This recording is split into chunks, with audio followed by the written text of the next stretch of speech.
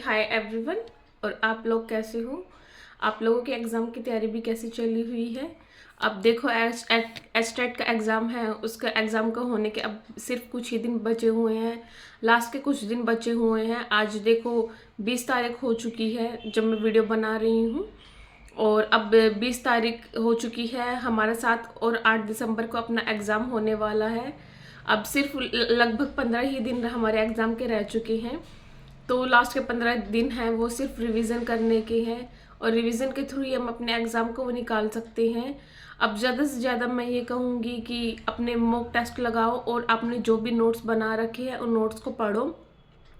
और अब नया कंटेंट पढ़ने की कोई ज़रूरत नहीं है, अब एनसीईआरटी वगैरह लेकर बैठने की कोई ज़रूरत नहीं है। जो भी आपने नोट्स वगैरह बना रखे हैं ना, आप उन नोट्स से अपने एग्ज़ाम को रिवाइज करो, बार बार में उन चीज़ों को पढ़ो।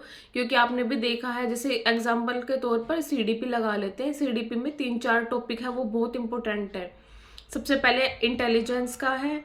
इंटेलिजेंस का टॉपिक आप बिल्कुल रट लो। पर्सनालिटी रिगार्डिंग टॉपिक है वो बिल्कुल एकदम अच्छे से तरीके से कर लो।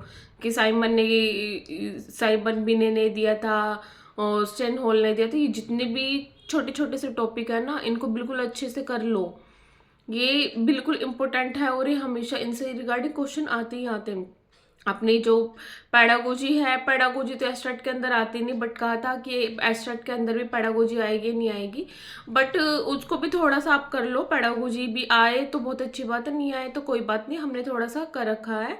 तो अपने जो वीक पॉइंट है उस पर थोड़ा सा ज़्यादा प्रैक्टिस करो और इस वक्त ज़्यादा से ज़्यादा मॉक लगाओ।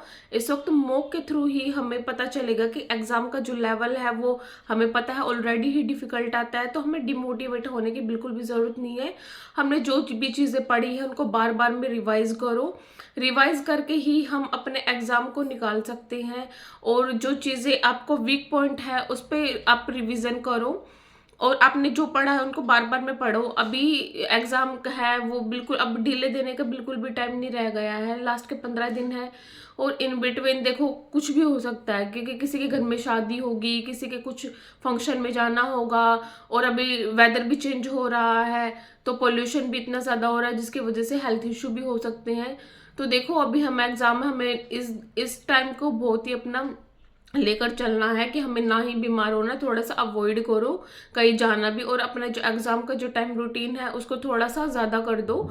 अब 3 से 4 घंटे नहीं, अब 7 से 8 घंटा अपना कोशिश करो, क्योंकि देखो सबके पास 24 घंटे ही है। अब जितना टाइम अपना दोगे उतना ही ज़्यादा आपका एग्ज़ाम है वो क्लियर होने की पॉसिबिलिटी है वो बढ़ जाएगी।